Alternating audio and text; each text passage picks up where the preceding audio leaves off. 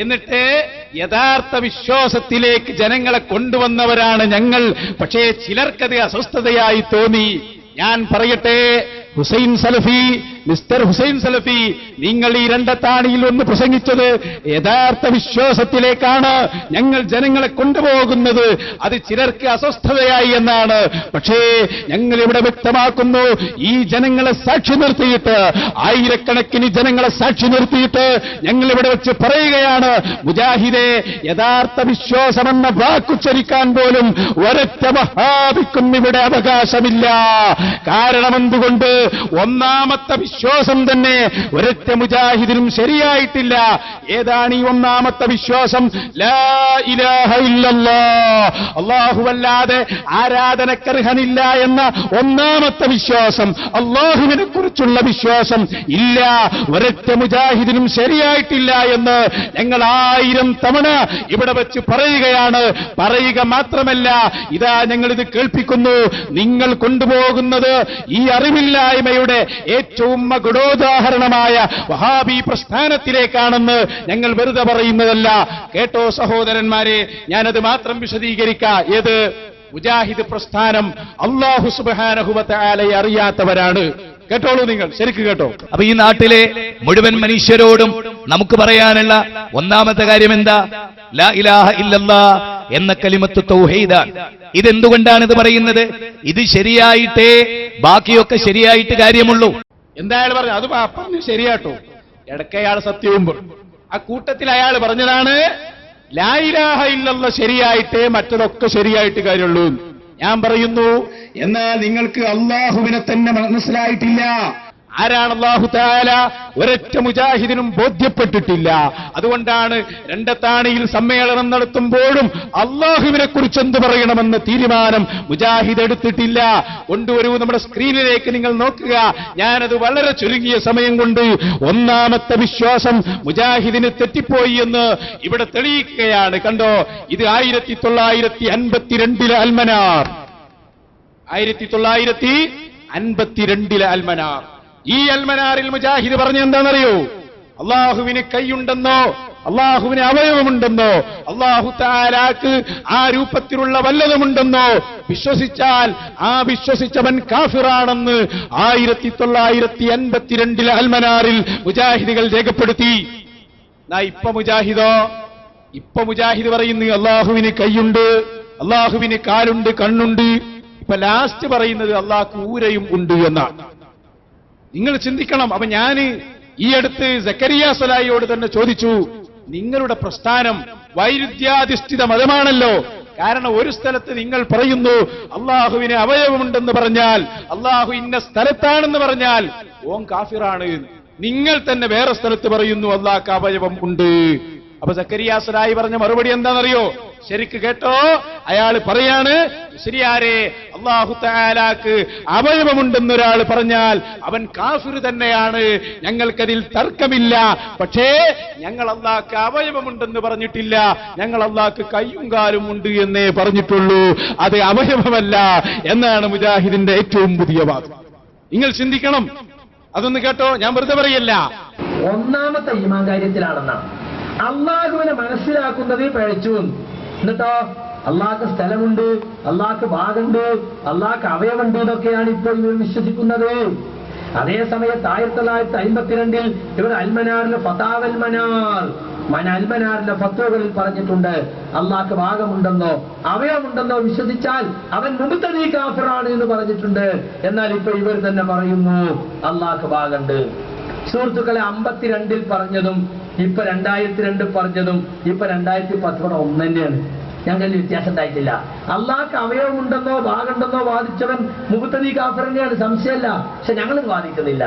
അള്ളാഹുവിന്റെ കൈയുണ്ട്, കണ്ണുണ്ട്, കാലുണ്ട് എന്നൊക്കെ ഖുർആനിൽ വന്നത് അതുപോലെ പറയും, അതിന്റെ അർത്ഥവും പറയും. അത് അവയവമല്ല. കാരണം അവയവം ഉണ്ടാകൽ ശരീരത്തിനല്ലേ. അള്ളാഹ്ക്ക് ശരീരമുണ്ടോ ഇല്ല എന്നൊരു തർക്കം ആദിമകാല മുസ്ലിമീങ്ങൾക്കിടയിൽ ഉണ്ടായിട്ടില്ല. പക്ഷെ അതും വിശ്വസിക്കാൻ മുജാഹിദുകളുണ്ട്. ഏത്? അല്ലാഹു തആലാക്ക് അവയവമുണ്ടെന്ന് പറഞ്ഞാൽ അവൻ കാഫിറാണ്, ഞങ്ങളത് പറഞ്ഞിട്ടില്ല, ഞങ്ങൾ അല്ലാഹ്ക്ക് കൈയും കാലുണ്ട് എന്ന് പറഞ്ഞിട്ടുള്ളൂ. പക്ഷേ അപ്പുറത്തെ സ്റ്റേജിൽ പോയിട്ട് മുപ്പര് അതും പറഞ്ഞു അല്ലാഹുവിന് അവയവമുണ്ട് എന്നതും ശരിയാണ്. കേട്ടോ, വെറുതെ പറയല്ല. അള്ളാഹ്ക്ക് അവയവങ്ങളുണ്ടെന്നും അള്ളാഹ്ക്ക് ആകൃതി ഉണ്ടെന്നും ഒക്കെ മുജാഹിദുകൾ വിശ്വസിക്കുന്നു എന്നാണ് ഈ മുസ്ലിയാക്കന്മാർ പറയുന്നത്. അള്ളാഹ്ക്ക് അവയവങ്ങളുണ്ട് എന്നുള്ളത് ശരിയാണ്, അത് ഖുർആനിൽ വന്നിട്ടുള്ള കാര്യമാണ്. അപ്പൊ എന്തായി? നേരത്തെ നിങ്ങളെന്നല്ലേ പറഞ്ഞ അവയവുണ്ട് എന്ന് പറഞ്ഞ കാഫിറാണ്. അപ്പൊ നിങ്ങൾ തന്നെ അതിതൊക്കെ വിശ്വസിക്കുന്നവർ കൗം കണ്ടതും കേട്ടതും. അതുകൊണ്ട് ഈ സമ്മേളനത്തിൽ വെച്ച് നിങ്ങൾ ഞങ്ങളെ വിളിച്ച പേരുണ്ടല്ലോ, അത് നിങ്ങൾക്ക് ഞങ്ങൾ തിരിച്ചു നൽകുന്നു. ഞങ്ങൾക്കത് വേണ്ട.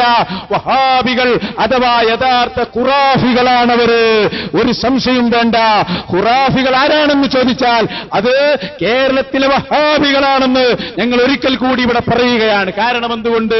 ഇതൊക്കെ വിശ്വസിക്കുന്ന ഒരു ടീം അള്ളാഹുവിന് കൈയുണ്ടെന്നും അള്ളാഹുവിന് കാലുണ്ടെന്നും അള്ളാഹു തആലാക്ക് അവയവങ്ങളുണ്ടെന്നും എന്തിനു പറഞ്ഞു? പ്രിയപ്പെട്ട സഹോദരന്മാരെ, ക്രിസ്ത്യാനി സഹോദരന്മാർക്ക് ആയുധമുണ്ടാക്കാൻ, മുസ്ലിം സമുദായത്തിനെതിരെ പ്രഭാഷണം നടത്തുന്ന ക്രിസ്തീയ പുരോഹിതന്മാർക്ക് വാചകങ്ങൾ ഉണ്ടാക്കി കൊടുക്കാൻ വഹാബികൾ അതിന്റെ ഏജന്റുമാരാണെന്ന് ഞങ്ങൾ വെറുതെ പറഞ്ഞതല്ല. ഒരൊറ്റ പ്രസംഗം ഞാൻ കേൾപ്പിച്ചു തരാം. അത് ആരാണ് വളരെ ഗൗരവത്തോടെ നിങ്ങൾ ഉൾക്കൊണ്ടോ? മിസ്റ്റർ MM അക്ബർ എന്ന് പറഞ്ഞൊരു മൗലവി ഉണ്ടല്ലോ, മുജാഹിദിന്റെ കൂട്ടത്തിലെ വലിയ മൗലവിയാണ്. ക്രിസ്ത്യാനികളോടൊക്കെ സംവാദം നടത്തി ഇസ്ലാമിനെ വഷളാക്കുന്ന ഒരു മൗലവി. ആ മൗലവിയുടെ പ്രസംഗത്തിൽ നിന്ന് ഇസ്ലാമിനെ തെറ്റിദ്ധരിച്ച ഒരു പുരോഹിതൻ അയാൾ പ്രസംഗിക്കുന്നത് നിങ്ങളൊന്ന് നോക്ക്. പ്രിയപ്പെട്ട സഹോദരന്മാരെ, അള്ളാഹുവിനെ കുറിച്ച് വിശുദ്ധ ഖുർആനിലെ പല അഭിപ്രായങ്ങളാണ്, ബൈബിളിന് ഒരഭിപ്രായമേ ഉള്ളൂ എന്ന് പറഞ്ഞ് വിശുദ്ധ ഇസ്ലാമിന്റെ ഏറ്റവും വലിയ സന്ദേശം പറയുന്ന ഖുർആനിനെ പോലും ഈ വഹാബികൾ വളരെ വളരെ നിസ്സാരമാക്കാനാണ് അവരുടെ ഖുർആൻ ക്ലാസുകളും അവരുടെ സ്നേഹ സംവാദങ്ങളും ഒക്കെ എന്ന് നിങ്ങൾ മനസ്സിലാക്കണം കേട്ടോ. ഒരു ക്രിസ്തീയ പുരോഹിതന്റെ പ്രഭാഷണത്തിൽ നിന്നൊരു അല്പസമയം നിങ്ങൾ കേൾക്കണം. വഹാബികൾ ബ്രിട്ടീഷുകാരന്റെ ആ ആചാരം വാങ്ങി പ്രവർത്തിക്കുന്നു എന്നതിന്റെ തെളിവ് കൂടിയാണ് നമ്മൾ പറയുന്നത്. ഒന്ന് കേട്ടോളൂ നിങ്ങൾ. എന്നാൽ ഖുർആന്റെ ഉപദേശം എന്താണ്? ഖുർആന്റെ ഉപദേശത്തിലേക്ക് വരുമ്പോൾ അവിടെ ആകെ ഒരു സംശയമാണ്. ജനാബ് അക്ബർ മൗലവി ഒരു കാലത്ത് പഠിപ്പിച്ചുകൊണ്ടിരുന്നു, അള്ളയ്ക്ക് ജഡമുണ്ടെന്ന് പറയുന്നവൻ അവൻ അവിശ്വാസിയാണ്, അവൻ കാഫിറാണ്, അത് ജാതികീയ ചിന്തയാണ് എന്ന് ജനാബ് അക്ബർ മൗലവി ഈ കേരളത്തിൽ ഒരു കാലത്ത് പഠിപ്പിച്ചിരുന്നുവെങ്കിൽ അതേ ജനാബ് അക്ബർ മൗലവി തന്നെ ഇന്ന് പറയുന്നത് അള്ളയ്ക്ക് കൈയുണ്ട്, കാലുണ്ട്, ശരീരമുണ്ട്, ശിരസ്സുണ്ട്, സിംഹാസനമുണ്ട്. എന്താണ് കാരണം? അന്ന് ജനാബ് അക്ബർ മൗലവി പറഞ്ഞത് ഖുർആന്റെ അടിസ്ഥാനത്തിലാണ്. ഇന്ന് ജനാബ് അക്ബർ മൗലവി പറയുന്നതും ഖുർആന്റെ അടിസ്ഥാനത്തിൽ തന്നെയാണ്.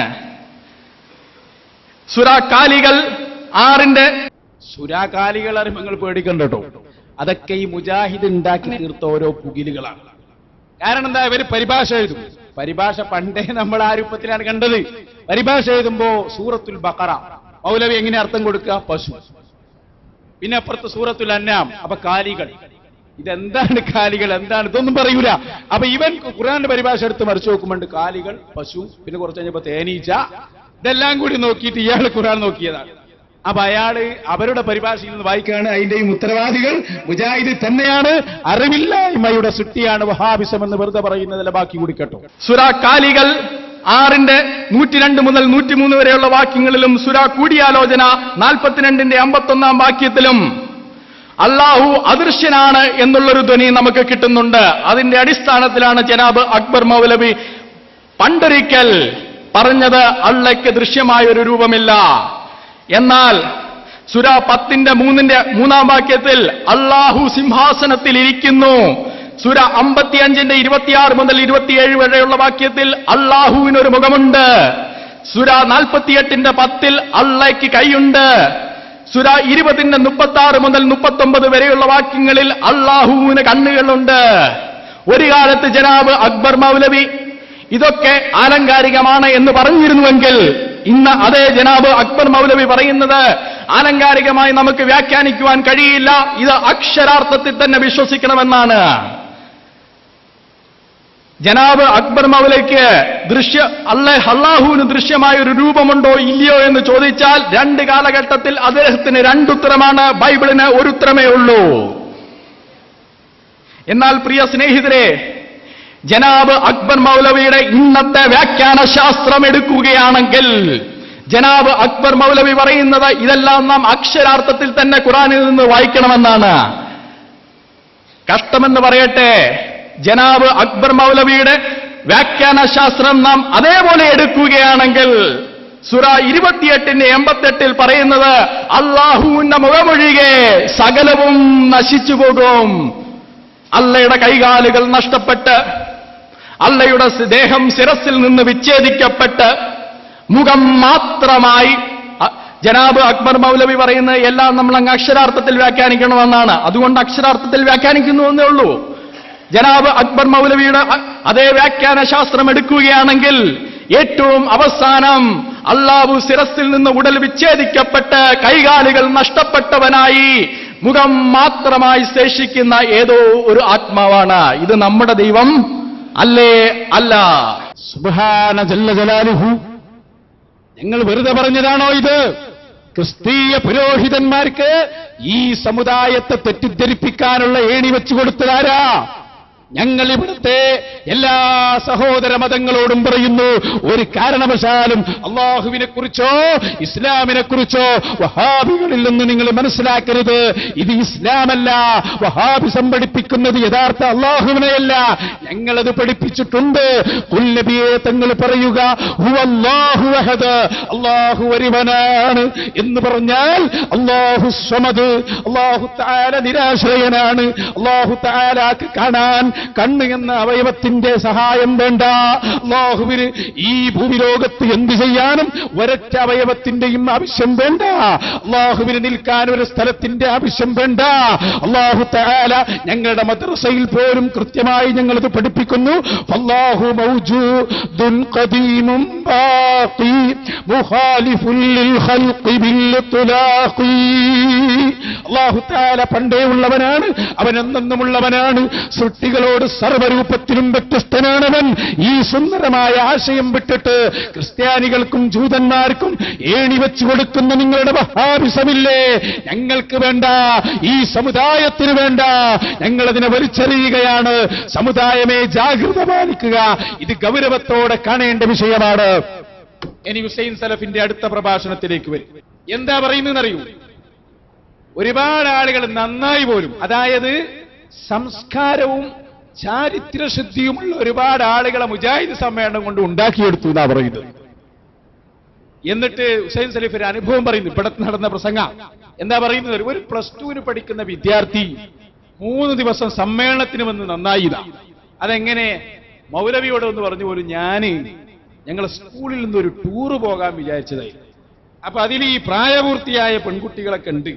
അപ്പൊ ഏതായാലും അത് വളരെ മോശമാണെന്നും അതിന് പോകേണ്ട ആവശ്യമില്ല എന്നും എനിക്ക് മനസ്സിലായി. അങ്ങനെ ഞാൻ നന്നാവാണെന്ന് ഹുസൈൻ സലഫിനോട് ഒന്ന് പറഞ്ഞു പോയി. അപ്പൊ ഞാൻ മനസ്സിലാക്കി എന്താണെന്നറിയും, തൽക്കാലം ഞാൻ അങ്ങനെ ഒരു ടൂറിനാ വിചാരിച്ചിരുന്നു. പക്ഷെ ഇവിടെ വന്ന് നോക്കുമ്പോൾ മനസ്സിലായി ഇനി ടൂറിന് പോകേണ്ട ആവശ്യമില്ല, കാരണം അതിനേക്കാൾ വലിയ എല്ലാ സൗകര്യങ്ങളും ഇവിടെ ഉണ്ട് എന്ന് മനസ്സിലായി. അങ്ങനെ ആ കുട്ടിയടക്കം തെറ്റിപ്പോയി എന്നാണ് ഞങ്ങൾ മനസ്സിലാക്കുന്നത്. അല്ലെങ്കിൽ നോക്കൂ നിങ്ങൾ, ഈ മൗലവി പ്രസംഗിക്കാണ് ഇപ്പോ ഈ ലോകത്ത് മുഴുവൻ അരാജകത്വമാണ്, സ്ത്രീകൾക്കൊക്കെ യാതൊരുവിധ ലൈസൻസ് ഇല്ലാതെ പുറത്തിറങ്ങാണ്. ഇവരെന്നെ അതേ സമ്മേളനത്തിൽ തന്നെ എല്ലാവിധ ലൈസൻസും എടുത്തു കളഞ്ഞ് എല്ലാ സ്ഥലത്തും പെണ്ണുങ്ങൾ. അത് പറയാൻ നിങ്ങൾക്ക് എന്ത് അധികാരം? ഞാൻ അല്പം കൽപ്പിച്ചു തരാം. മുസ്ലിം സമുദായത്തോട് ഇയാൾ പറയാണ്, ഞങ്ങളെ സമ്മേളനം കൊണ്ട് ഒരുപാട് ആളുകൾ സംസ്കാരമുള്ള ആളുകളായി. കേട്ടോളൂ. നെറ്റ് കണക്ഷനുകളിലൂടെ വഴിവിട്ട ബന്ധങ്ങളതാ, വഴിവിട്ട രൂപത്തിലുള്ള ബന്ധങ്ങളതാ, അവസാനത്തെ സത്തരബന്ധങ്ങൾ എത്തുമ്പോഴാണ് കുടുംബങ്ങളിൽ പോലും വിവരമറിയുന്നത്. ചാടിപ്പോകലുകൾ, അതുപോലെ തന്നെ അവിഹിതമായ ഗർഭങ്ങൾ, അവിഹിതമായ ബന്ധങ്ങൾ, കൂട്ടിക്കൊടുക്കലുകൾ, എല്ലാ രൂപത്തിലുള്ള സംവിധാനങ്ങൾ. നന്നായി പറയുങ്ങൾ. ചാടിപ്പോകലുകൾ, അവിഹിതമായ മാർഗങ്ങളിലുള്ള ഇടപെടലുകൾ എല്ലാം ആരാ ചാൻസ് ഉണ്ടാക്കി കൊടുക്കുന്നത്? എന്നിട്ട് അതേ പ്രസംഗം അതേ സമ്മേളനത്തിൽ. ഇതാണ് വിരോധാഭാസം. ബാക്കി അവയോടൊക്കെ വിധ പറയാൻ ക്യാമ്പസുകളിലുള്ള നിങ്ങളുടെ പ്രവർത്തനങ്ങൾ കൊണ്ട് സാധിച്ചിട്ടുണ്ട്. ഇന്നലെ ഒരു +2 വിദ്യാർത്ഥി ഇവിടെ വന്നു. ആ +2 വിദ്യാർത്ഥി ഇവിടെയുള്ള പ്രസംഗങ്ങൾ ശ്രമിച്ചു കഴിഞ്ഞപ്പോൾ ബന്ധപ്പെട്ട സംഘടനയുടെ പ്രവർത്തകന്മാരെ വിളിച്ചുകൊണ്ട് ആ കുട്ടി പറഞ്ഞ കാര്യം എന്താണെന്ന് നിങ്ങൾക്ക് കേൾക്കണോ? ഇതാ ഏതാനും ദിവസങ്ങൾ കഴിഞ്ഞാൽ ഞങ്ങളുടെ സ്കൂളിൽ നിന്ന് ഒരു സ്റ്റഡി ടൂറിന് ഞങ്ങൾ പുറപ്പെടുകയാണ്. ആ സ്റ്റഡി ടൂറിൽ ഞങ്ങൾ സുന്ദരികളായ പെൺകുട്ടികളുണ്ട്. ഞങ്ങൾ ഒന്നിച്ച് ഉല്ലസിക്കാനുള്ള പുറപ്പാടിന് എല്ലാ രൂപത്തിലുള്ള ക്രമീകരണങ്ങളും പൂർത്തിയായി കഴിഞ്ഞു. അപ്പൊ എന്തായി കേട്ടോ? എന്താ പറഞ്ഞത്? +2 വിദ്യാർത്ഥി പറഞ്ഞു ടൂറ് പോകാൻ ഒരുങ്ങിയതായിരുന്നു, ഇവിടെ വന്നപ്പോഴാണ് നന്നായത്. നല്ല നന്നാവലാണ്. ആ ടൂർ ഒഴിവാക്കിയിട്ട് ഇവിടെ വന്നാൽ മുജാഹിദ് സമ്മേളനല്ലേ, പിന്നെ പോകണോ വല്ല ടൂറിനും? നിങ്ങൾ ചിന്തിക്കണം. നമ്മൾ അവലോകനം ചെയ്യുമ്പോ നിങ്ങൾ ശരിക്കും ശ്രദ്ധിച്ചോ. ആണും പെണ്ണും കൂടിയിരുന്നിട്ട് മുസ്ലിം സമുദായത്തെ നശിപ്പിക്കാൻ വേണ്ടി ഇവര് ഒരുക്കിക്കൊടുത്ത ഓരോ രംഗങ്ങൾ കണ്ടോളൂ. മുജാഹിദ് സമ്മേളനങ്ങൾ എന്തിന് ഇത്തരം ഈ കാര്യങ്ങൾ മുജാഹിദ് സമ്മേളനത്തിൽ തന്നെ കിട്ടുമ്പോ പിന്നെ എന്തിന് ടൂറിന് പോകണമെന്ന് ഈ കുട്ടിക്കും തോന്നിയിട്ടുണ്ടാകും. ഒന്ന് കാണിച്ചു കൊടുക്കുക. ഏതാനും ചില ഫോട്ടോസുകൾ ഞാൻ നിങ്ങളെ കാണിക്കുന്നു. മുജാഹിദിന്റെ പല സമ്മേളനങ്ങളിൽ നിന്നായി നമുക്കത് കാണാൻ കഴിയും. പ്രിയപ്പെട്ട സഹോദരന്മാരെ, മുജാഹിദ് സമ്മേളനങ്ങൾ ഞങ്ങൾ വെറുതെ പറയുന്നതല്ല. അവക്ക് കണ്ടോ നിങ്ങൾ, ഇത് മുജാഹിദ് സമ്മേളനം. അതിന്റെ സ്ത്രീകൾ മാത്രം ഇരിക്കാൻ, അതിന്റെ ഇടയിൽ മാത്രം ഒരാണ്. കണ്ടല്ലോ നിങ്ങൾ, അത് മുജാഹിദിന്റെ വലിയ നേതാവ് തന്നെ അതിന്റെ ഇടയിൽ പോയിരിക്കും. അപ്പൊ ചോദിച്ചപ്പോ പറഞ്ഞത് അയാൾ ഫോട്ടോഗ്രാഫറാണ്. ഫോട്ടോഗ്രാഫർക്ക് എല്ലാരും കാണാമെന്ന് അപ്പൊ മുജാഹിദിന്റെ അഭിപ്രായം. നിങ്ങൾ ചിന്തിക്കണം. ഈ വേറൊന്നെടുക്ക്. നിസ്കാരാണ് മുജാഹിദിന്റെ നിസ്കാരം. കണ്ടത് ശരിക്കും ശ്രദ്ധിച്ചോ. മുജാഹിദ് സമ്മേളനത്തിന് ഒരു അറബിനെ പിടിച്ചുകൊണ്ടുവന്നപ്പോ അയാള് ഇമാമ് നിന്നത്, അയാൾ കെട്ടുനോക്കി നിങ്ങൾ കൈ വളരെ കറക്റ്റാ, നെഞ്ചിന്റെയും പൊക്കിളിന്റെ ഇടയിൽ. മൗലവിമാര് ബാക്കിലോ ഓരോന്നിതാ അപായം തുടരരുത് എന്ന്. ചിലതൊക്കെ അങ്ങനെ പേടിച്ചിന് അറബിയറ്റ് തിരിഞ്ഞു നോക്കുമെന്ന് കരുതിയിട്ട് കുറച്ചതായിട്ട് അല്ലേ. ഇവന്റെ നിസ്കാരമാണിത്. അറബി കറക്റ്റ്, ബാക്കിയൊന്നും കണ്ടല്ലോ നിങ്ങള്. അപ്പോ ഇങ്ങനെ തുടങ്ങിയിട്ട് ഓരോ അവസരങ്ങൾ ഇങ്ങനെ ഉണ്ടാക്കി കൊടുക്കുകയാണ്. എന്ന് മാത്രമല്ല, ഈ KV അബ്ദുൽ ലത്തീഫ് മൗലവി, ഞാൻ നേരത്തെ നിങ്ങളോട് പറഞ്ഞല്ലോ, അയാള് ഈ സ്ത്രീകളെ മൊത്തവും പിന്നിലിരുത്തിയിട്ട് അയാൾ സ്ത്രീകളോട് പറയുന്ന വാക്കും കൂടി കേട്ടോ. ഒരു പൂച്ച റോഡ് ക്രോസ് ചെയ്താൽ കറുത്ത പൂച്ചയാണ്, അങ്ങനെയാണ് നിങ്ങൾ കറുത്ത പർദ്ദയുള്ളോ കേട്ടോ. ക്രോസ് ചെയ്താൽ അടങ്ങറാവും. നിങ്ങളെ കണ്ടാലും അടങ്ങറാവും അല്ലേ? നിങ്ങളെ കണ്ടാൽ അടങ്ങറാവും, അത് വേറെ വിഷയം. അതടക്കട്ടെ. അപ്പോ ഏതായിരുന്നാലും നബി സല്ലല്ലാഹു അലൈഹി വസല്ലമ പഠിപ്പിച്ചിട്ടില്ല, സഹാബത്ത് പഠിപ്പിച്ചിട്ടില്ല. ഇമാം മാലിക് റഹ്മഹുള്ള പറയാണ്, ഇയാള് കാട്ടിന് എല്ലാരും പഠിപ്പിച്ചതല്ലേ. ഇയാള് അതിന്റെ ആ സദസ്സൂടി കാണിച്ചു അപ്പുറത്തിട്ട് ആരോടാതെ പറയുന്നത്? ഒന്നാന്തരം സ്ത്രീകളെ മുന്നിലിരുത്തിയിട്ട് പറയാണ് നിങ്ങളെ കണ്ടാൽ അടങ്ങാറാവും. പിന്നെ മുന്നിലും പെണ്ണിലും എല്ലായിടത്തും പെണ്ണ. വനിതാ സമ്മേളന മൗലവി എന്നെ പെണ്ണുങ്ങളോട് പറയും നിങ്ങളെ കണ്ടിട്ട് അടങ്ങാറാകുന്നുണ്ട്. ഇതേത് മതം? ആര് പഠിപ്പിച്ചു? ഒരാൾ എന്റെ നാട്ടിൽ വന്നിട്ട് പറഞ്ഞു, മുജാഹിദ് സമ്മേളനത്തിന് ആളുണ്ട്. ആളെങ്ങനെ ഇല്ലാതിരിക്കുക? ആളില്ലാതിരിക്കോ? മുജാഹിദിന്റെ സർവ്വ ആളുകളുമുണ്ട്. ബാലുശ്ശേരി നേരത്തെ വന്നു പോലും സമ്മേളനത്തിൽ. അതിനാ മൂപ്പർക്ക് പണ്ടന്നെ ഒരു പണിയുണ്ട്. എന്താണെന്നറിയും? മൂപ്പര് പെണ്ണ് കാണാൻ പോകല് ബസ്സിലാണ്. സാധാരണ ബസ്സിലാണ് ഈ പെണ്ണ് കാണാൻ പോകല്. ആ മൂപ്പർക്ക് ഈ ബസ്സിൽ പോകുന്നതിനേക്കാൾ സുഖം മുജാഹിദ് സമ്മേളനത്തിന് വരലാണ്. ഇതാണ്. അങ്ങനെ വരും പെണ്ണ് കാണാൻ വേണ്ടി വന്നവരുണ്ട്. നിങ്ങൾ ചിന്തിക്കണം, ഇതൊക്കെ ഇവർ ചെയ്യുന്ന പണിയാണ്. ബാലുശ്ശേരിയുടെ പെണ്ണ് കാണൽ കേട്ടോ. പെണ്ണ് കാണാൻ പോണ്ടേ? പോണം. നമ്മുടെ തലശ്ശേരി ഉസമട്ടമ്മൽ ഒരു പെൺകുട്ടിയുണ്ട്. നാളെ മോള ഡിഗ്രിക്കാ പഠിക്കുന്നത്. ശരി, എന്നാ ഒന്ന് പോവുക? ഞായറാഴ്ച പോവാം. ശരി, നീ കൂടെ വരുമോ? ഞാൻ കൂടെ വരാം. അങ്ങനെ പോയി അവിടെ ചെന്ന് ആദ്യം തന്നെ ഒരു ചമ്മലൊക്കെ ഉണ്ടാവുമല്ലോ, കാണാൻ പോവുകയാണല്ലോ.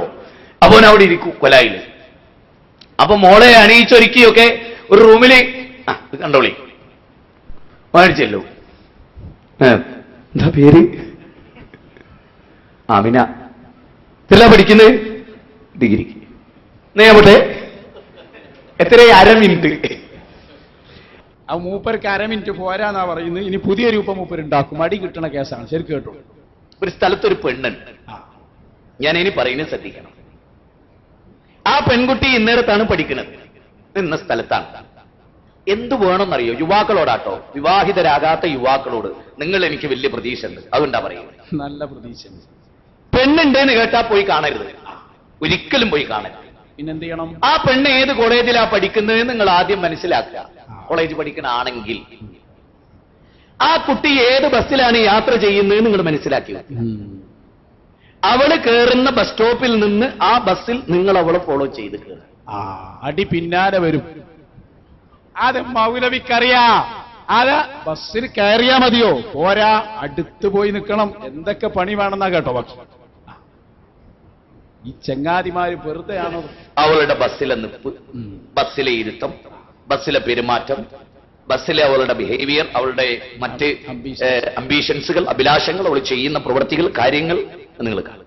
അതൊക്കെ കാണുമ്പോൾ എത്രത്തോളം മനസ്സിലെ ആഗ്രഹം അടക്കം കാണണമെന്നാണ്.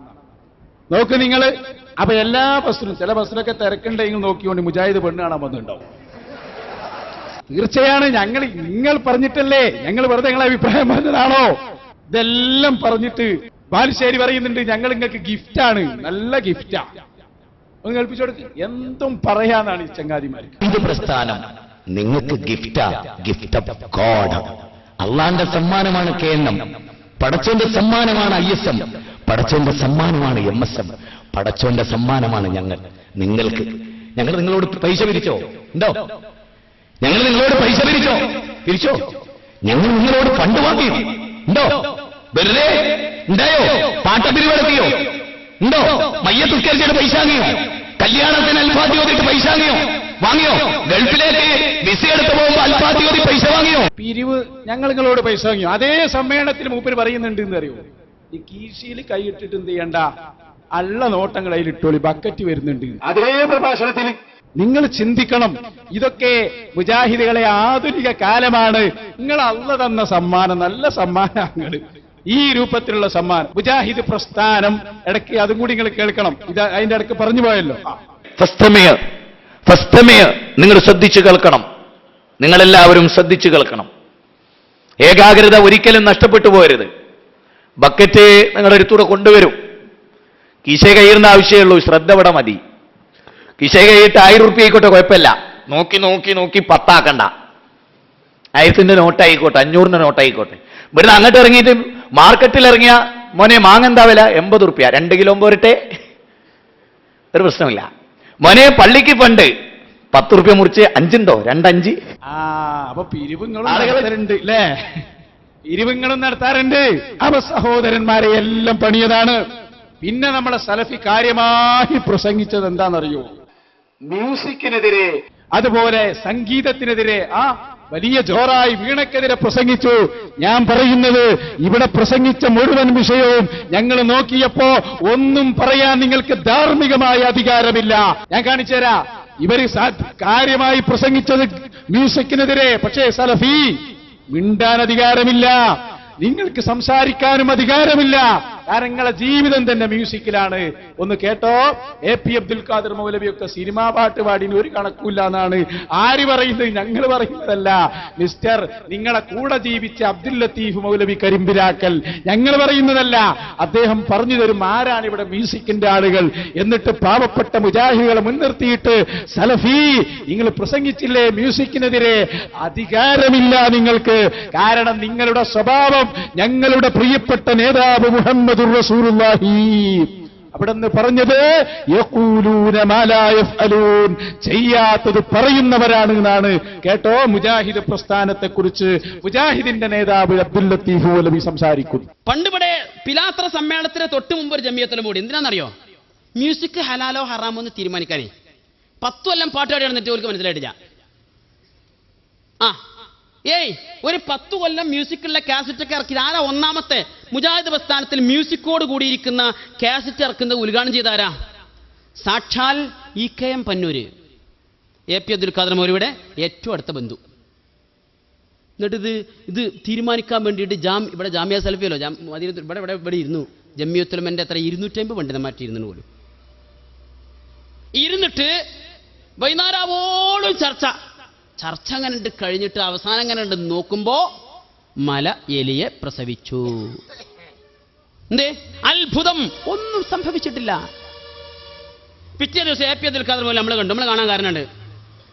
അന്ന് മുജാഹിദ് സെന്റർ കേന്ദ്രീകരിച്ച് പ്രവർത്തിക്കുന്ന ബിസ്മി എന്ന സംഘടനക്ക് 10 ഉറുപ്പ്യ ഉണ്ടാക്കാൻ തന്നെ ഒരു തൗഹീദ് ഗാനങ്ങളുടെ കാസറ്റ് ഇറക്കാന്ന് കമ്മിറ്റി തീരുമാനിച്ചിരുന്നു. അതിന്റെ ചുമതല അന്ന് നൽകിയത് എനിക്ക്. ഞാൻ എന്റെ സെക്രട്ടറി ആയിരുന്നു. അതുകൊണ്ട് അങ്ങനെ അതിന്റെ പ്രവർത്തനം ഏകദേശം അവസാന ഘട്ടത്തിൽ. ഇനി ഒരു റെക്കോർഡിംഗ് മാത്രമേ ബാക്കിയുള്ളൂ. AP അബ്ദുൽ ഖാദർ മൗലവിയോട് അവസാനം ഒന്ന് ചോദിച്ചേക്കാൻ കരുതി. കാരണം ഇപ്പൊ ഇടയ്ക്കൊരു ചർച്ചയൊക്കെ കഴിഞ്ഞതാണല്ലോ.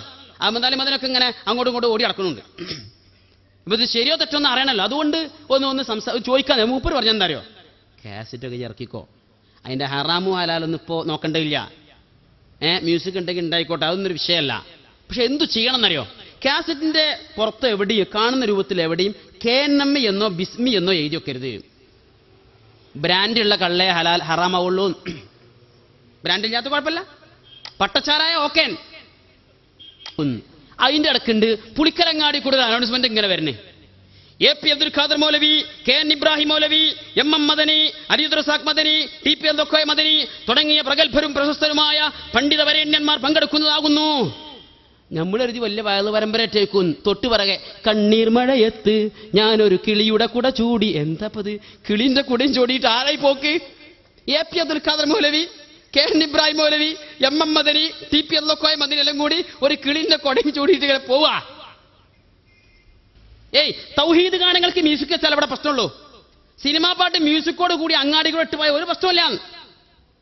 നമ്മുടെ ആയുർവേദ ലോകത്തിന് മലബാറിന്റെ ഉപഹാരം ജാമിയ സലഫിയുടെ 10ാമത്തെ സംരംഭം Malabar ayurvedic hospital and research centre.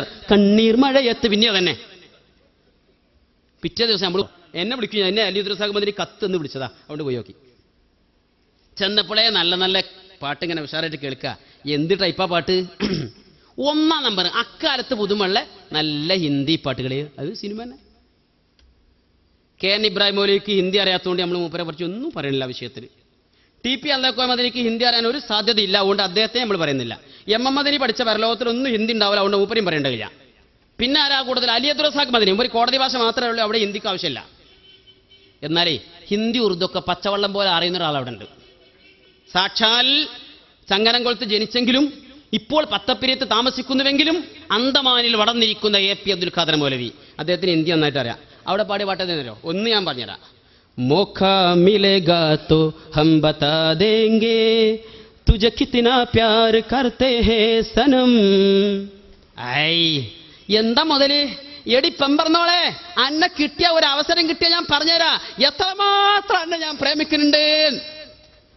ഈ പാട്ടാണ് 1ാം നമ്പർ മ്യൂസിക് ഇട്ടിട്ട് അവിടെ ചാടിക്കളിച്ചിട്ടുകൊണ്ടിരിക്കുന്നത്. മ്യൂസിക് ഹറാമാ അതോ ഹലാലോ? എവിടെ പെങ്ങൾ നിൽക്കണത്? അതെന്നെ ഞങ്ങൾക്ക് ചോദിക്കാം. എവിടെ പെങ്ങൾ നിൽക്കുന്നത്? എവിടെയാണ് നിങ്ങൾ നിൽക്കുന്നത്? രണ്ടും കണക്കാണ് പ്രിയപ്പെട്ട സഹോദരന്മാരെ. അവ മ്യൂസിക്കിനെ കുറിച്ച് പറയാൻ രണ്ടത്താണി സമ്മേളനത്തിൽ പറഞ്ഞത് വെള്ളത്തിലായി, എല്ലാമായി. ഇനി ഒരൊറ്റ കാര്യം കൂടി വെള്ളത്തിലാക്കിയാൽ ഞങ്ങൾ അവസാനിപ്പിക്കുക. എന്താണെന്നറിയോ? പ്രധാനപ്പെട്ട ഒരു കാര്യം പറഞ്ഞു. എന്താ? നമ്മൾ അല്ലാത്തവർക്ക് ആരാധിക്കുന്നവരാണ്. എന്നിട്ട് കാര്യമായിട്ട് എന്താണ്? എന്റെ സമുദായത്തിലെ ഒരു വിഭാഗം മുശ്രിക്കീങ്ങളുടെ കൂടെ കൂടും. ഞാൻ കാണിച്ചു തരാ ആരാണ് മുശ്രിക്കീങ്ങളുടെ കൂടെ കൂടിയതെന്ന് മുജാഹിദ് മൗലവിമാരെ കൊണ്ട് ഞങ്ങളിവിടെ പറയിപ്പിക്കുകയാണ്. അറിവ് സമാധാനത്തിന് എന്ന പ്രമേയം വിശദീകരിച്ചുകൊണ്ട് മിസ്റ്റർ സക്കരിയ സ്വലാഹി അതിനുശേഷട്ടോ അദ്ദേഹം പറയുന്നു, ശരിക്കും ശ്രദ്ധിച്ചോളി, നമ്മൾ ലാ ഇലാഹ ഇല്ലല്ലാഹ്ക്കെതിരാണ് എന്നാണ് അയാൾ പറയുന്നത്. അതും കൂടി നമുക്കൊന്ന് കേൾക്കാം. ഇന്ന് നമ്മുടെ മുസ്ലിം സമുദായത്തിൽ വലിയൊരു വിഭാഗം ആളുകൾ ലാ ഇലാഹ ഇല്ലല്ലാഹ് എന്ന് അവരുടെ ജീവിതത്തിൽ പലവട്ടം ആവർത്തിച്ചുച്ചരിക്കുന്നുണ്ട്, സ്ഥാനത്തും അസ്ഥാനത്തും ഉപയോഗിക്കുന്നുണ്ട്. പക്ഷേ ലാ ഇലാഹ ഇല്ലല്ലാഹ്ക്കെതിരായ നിരവധി വിശ്വാസങ്ങളും ആചാരങ്ങളും അവരുടെ ജീവിതത്തിൽ നമുക്ക് കാണാൻ സാധിക്കുന്നു. ഇലാഹിന്റെ അർത്ഥം അവർക്ക് അറിഞ്ഞുകൂടാ. അല്ലല്ലാതെ പടച്ചോനില്ല എന്നാണ് പലപ്പോഴും മുസ്ലിയാക്കന്മാർ ജനങ്ങളെ പഠിപ്പിക്കാറുള്ളത്. പ്രസംഗം നടക്കുമ്പോ നമ്മൾ ആരെങ്കിലും അല്ലാഹു അല്ലാത്തൊരു പടച്ചോനിൽ വിശ്വസിക്കുന്നുണ്ടോ കൂട്ടരെ എന്ന് ചോദിക്കും. ഇല്ല എങ്കിൽ നമ്മളിൽ ശിർക്കില്ല. എന്നിട്ടും ഈ വഹാബികൾ നമ്മളെപ്പറ്റി പറയുന്നു നമ്മളിൽ ശിർക്കുണ്ട് എന്ന്. ശിർക്ക് എന്നാൽ ബഹുദൈവ വിശ്വാസം എന്നല്ലേ? ഒന്നിലധികം ദൈവത്തിൽ വിശ്വസിക്കലല്ലേ? നമ്മളാരെങ്കിലും ഒന്നിലധികം ദൈവത്തിൽ വിശ്വസിക്കുന്നുണ്ടോ എന്നൊക്കെ ചോദിച്ചുകൊണ്ട് നിലവിലുള്ള ശിർക്കിനെയൊക്കെ ന്യായീകരിക്കാൻ, അതൊക്കെ തൗഹീദാക്കി ചിത്രീകരിക്കാൻ പണ്ഡിതന്മാർ തന്നെ ശ്രമിക്കുന്ന ഒരു കാലമാണിത്. അവന്തായി ലാ ഇലാഹ ഇല്ലല്ലാഹയിൽ വിശ്വസിക്കുന്നവർ പറയുന്നവർ തന്നെ അതിനെതിര് ചെയ്യുന്നു എന്നാ പറഞ്ഞത്. ഒരിക്കലും ഞങ്ങളെക്കുറിച്ച് അങ്ങനെ പറയണ്ട. ഞങ്ങൾ ചെയ്യുന്നത് എന്താണെന്ന് ഇൻഷാ അല്ലാ അതിന്റെ തെളിവ് കൂടി ഈ ജനങ്ങളെ സാക്ഷി നിർത്തിയിട്ട് മൗലവിമാരെ കൊണ്ട് തന്നെ ഞങ്ങൾ പറയിപ്പിക്കും. അല്ലാഹു തആല ആ അല്ലാഹു തആലയിലോ അല്ലെങ്കിൽ അല്ലാഹു തആലയുടെ പ്രത്യേകമായ വിശേഷണങ്ങളിലോ ഒരൊറ്റ വസ്തുവിനോടും പങ്കു ചേർക്കാൻ ഞങ്ങളെ കിട്ടുകയില്ല. നിങ്ങൾ തെറ്റിദ്ധരിച്ചു പോയതാണ്. ഞങ്ങൾ കൃത്യമായി അത് രേഖപ്പെടുത്തുന്നു.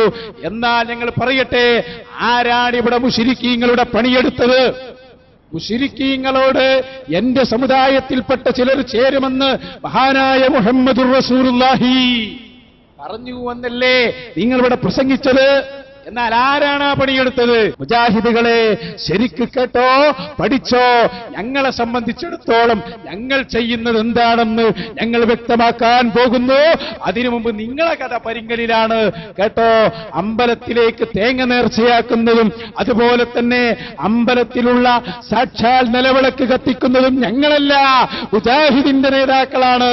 അതുകൊണ്ടാണ് ഞങ്ങൾ പറയുന്നത്, ജനങ്ങളെ ശിർക്കിലേക്ക് കൊണ്ടുപോകുന്നത് ഒരിക്കലും ഞങ്ങളല്ല, നിങ്ങൾ തന്നെ പരസ്പരം അങ്ങോട്ടും ഇങ്ങോട്ടും ഇപ്പോൾ പറഞ്ഞുകൊണ്ടിരിക്കുന്നത് എന്താണ് ഞാൻ കാണിച്ചു തരാ.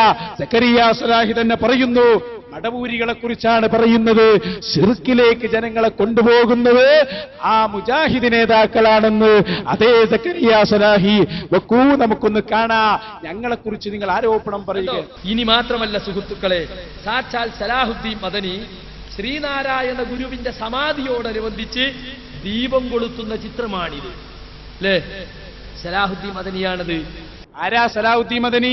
മുജാഹിദ് പ്രസ്ഥാനത്തിന്റെ കാര്യമായ പ്രഭാഷകൻ, നേതാവ്. അദ്ദേഹമാണ് നിലവിളക്ക് കത്തിക്കുന്നത്. ഇനി മുജാഹിദ് മടവൂരികൾ ഒരു പത്രം നടത്തുന്നുണ്ട്, വർത്തമാനം. അതിന്റെ വർത്താനം വളരെ കഷ്ടമാണ്, അത് വേറൊരു കാര്യം.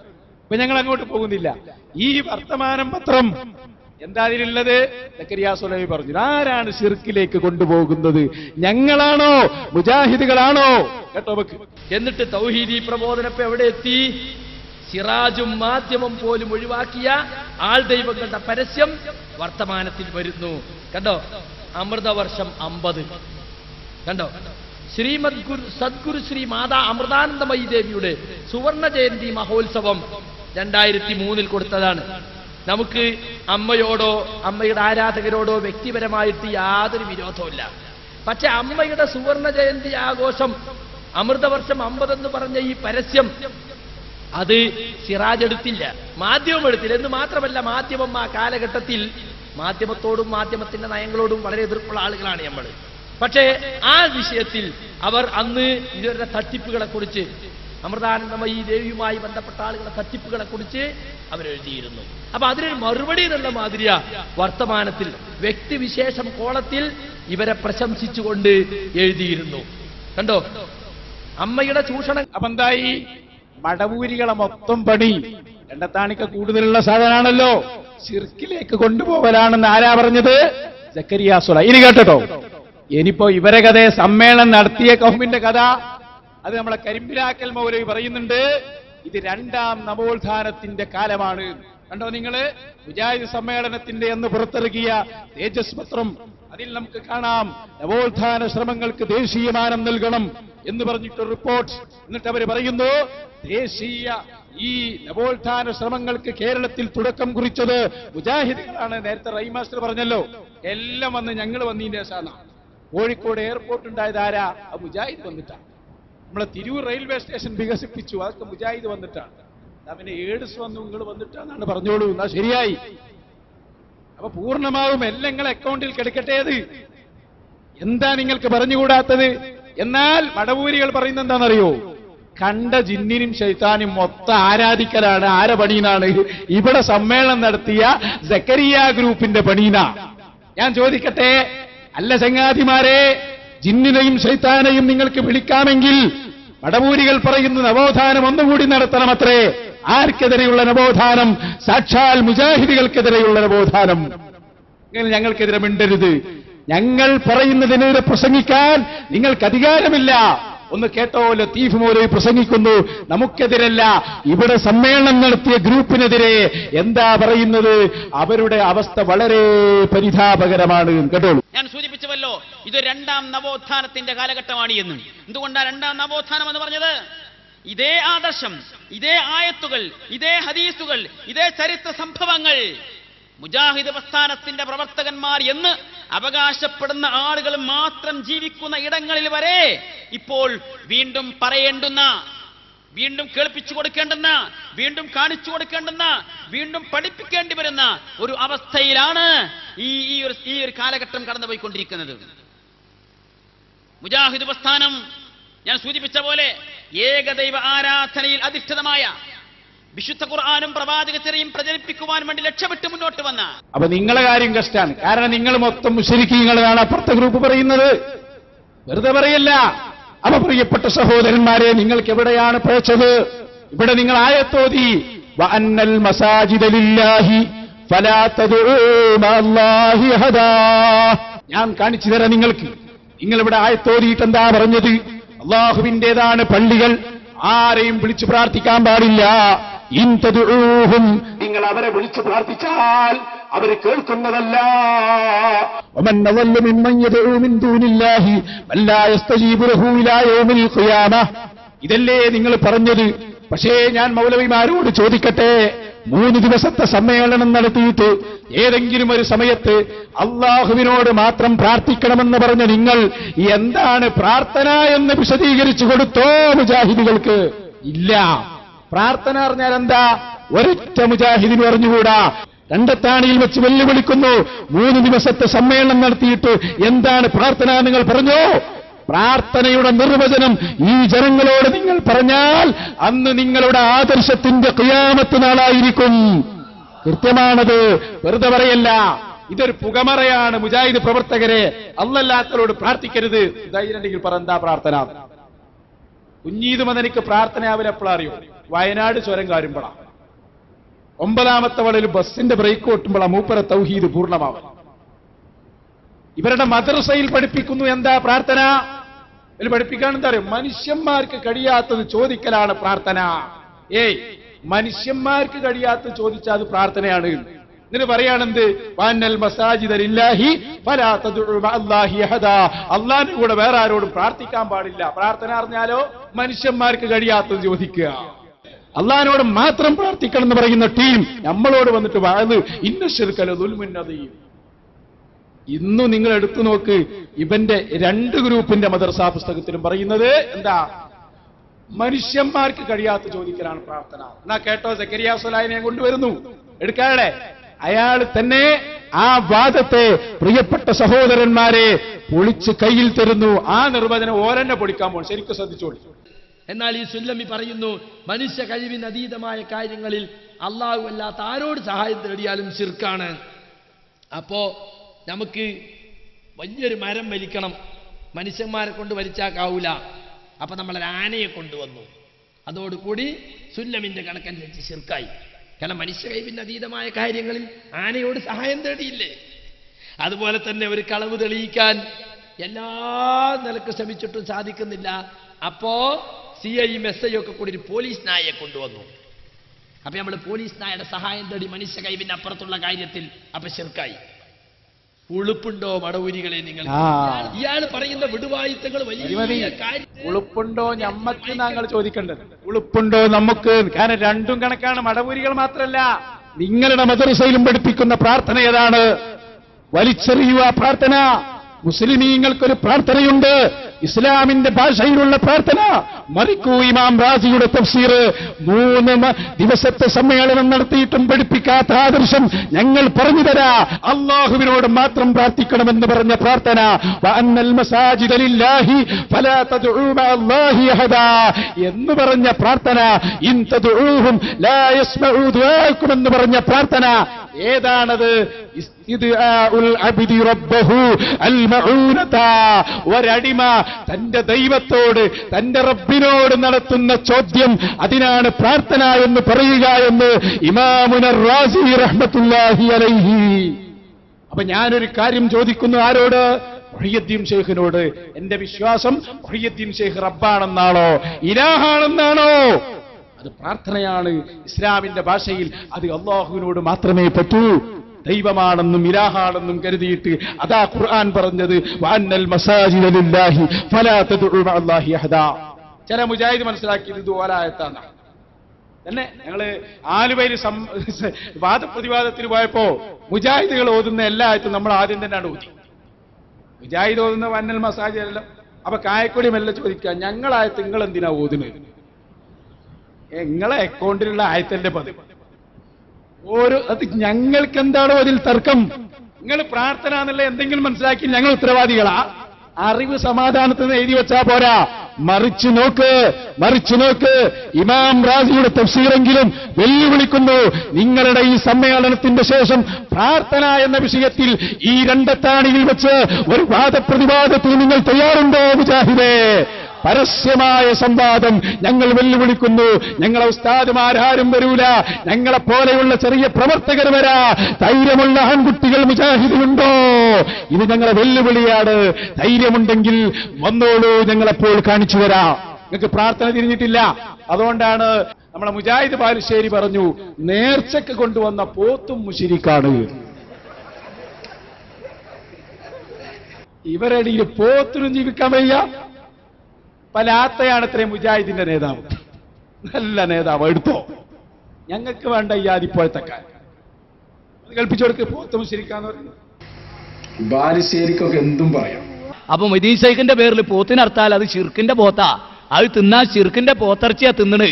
അതുകൊണ്ട് അവരെ അനുസരിച്ചാൽ നിങ്ങളും മുശ്രിക്കായി പോകുന്നതാണ് സൂറത്ത് അൻആമിലെ 121-ാമത്തെ സൂക്തത്തിൽ സർവാധിനാഥനായ റബ്ബ് പറയുന്നു. സൂറത്തുൽ അൻആമിൽ പറഞ്ഞും ചെയ്തു ഇപ്പൊ ശിർക്കിന്റെ പോത്താണ്. നല്ല തഹ്കീഖ. നിങ്ങളൊക്കെ സമ്മേളനം നടത്തിയാൽ പിരിച്ചുവിടൂ മുജാഹിദേ, ഈ പ്രസ്ഥാനം പിരിച്ചുവിടൂ. ഒരു പ്രാർത്ഥനയുടെ നിർവചനം പോലും സമുദായത്തിന് പഠിപ്പിച്ചു കൊടുക്കാൻ കഴിയാതെ നിങ്ങൾ ഇങ്ങനെ ഉഴലാണ്. ഇത് അതാണ് സംഭവം. ശരിക്കും നിങ്ങൾ മനസ്സിലാക്കിക്കോ. നല്ല ചായ ഒരാൾ കുടിക്കുമ്പോ അവിടെ പോയിട്ട് ആയത്ത് ഇതാ, ഇന്നമൽ ഖംറു വൽ മൈസിറു വൽ അൻസാബു വൽ അസ്ലാമു റിജ്സും മിൻ അമലി ശൈത്താൻ. അതിനൊരു സമ്മേളനം. ഇതിന് ചായ കുടിക്കുന്നവനോട് ആയത്തോതാൻ. എന്ത് എടോ, കള്ളും കഞ്ചാവും അതുപോലെ ചൂതാട്ടുമൊക്കെ പിശാചിന്റെ അമലാണ്. അപ്പൊ ഇവൻ കള്ള് അറിഞ്ഞാൽ എന്താ മനസ്സിലാക്കിയത്? എല്ലാ മധുരമുള്ള വെള്ളവും കള്ളാണ് എന്നാ ചങ്ങാതിന്റെ വിശ്വാസം. എന്ന് പറഞ്ഞ പോലെ മനുഷ്യന്മാർക്ക് കഴിയാത്തൊക്കെ ചോദിക്കുന്നത് എന്താണ്?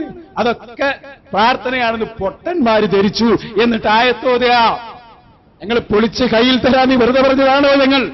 ഇനിയോ നോക്ക്, കല്ലിനെ ഞങ്ങൾ ആരാധിക്കുന്നത്രേ. ഇവിടെ പറഞ്ഞ വസ്തുതയാണ്. കല്ലിനെ വെല്ലുവിളിക്കുന്നു. കല്ലിനെ ആരാധിക്കുന്ന ഒരൊറ്റ സുന്നിയെ കൊണ്ടുവാ മുജാഹിദേ. മുജാഹിദിൽ അല്പുണ്ടാവും, ഞങ്ങളെ കൂട്ടത്തിലില്ല. മഹാനായ റസൂലുള്ളാഹി പറഞ്ഞ വാക്ക് സല്ലല്ലാഹു അലൈഹി വസല്ലം, സയകൂനു ഫീ ആഖിറിസ് സമാനി ദജ്ജാലൂന കദ്ദാബൂൻ ശഫീഉനാ മുഹമ്മദുർ റസൂലുള്ളാഹി. പച്ചക്കള്ളം. ഞാൻ ഒരൊറ്റ ഉദാഹരണം കാണിച്ചു തരാം. ഒരൊറ്റ ഉദാഹരണം നോക്കിക്കോ. നമ്മളെ പാലക്കാട് ഹൈവേയിലുണ്ടല്ലോ നാട്ടുകല്ല്, അല്ലേ? അവിടെ അതിനെക്കുറിച്ച് ബാലുശ്ശേരി നടത്തിയ പ്രസംഗം നിങ്ങൾ നോക്ക്.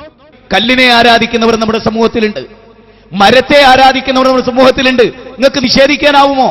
ഇബ്രാഹിം നബി അലൈഹി സ്വലാത്തു വസ്സലാം ബാപ്പ ആരാധിച്ച കല്ലിനെ എതിർത്തു.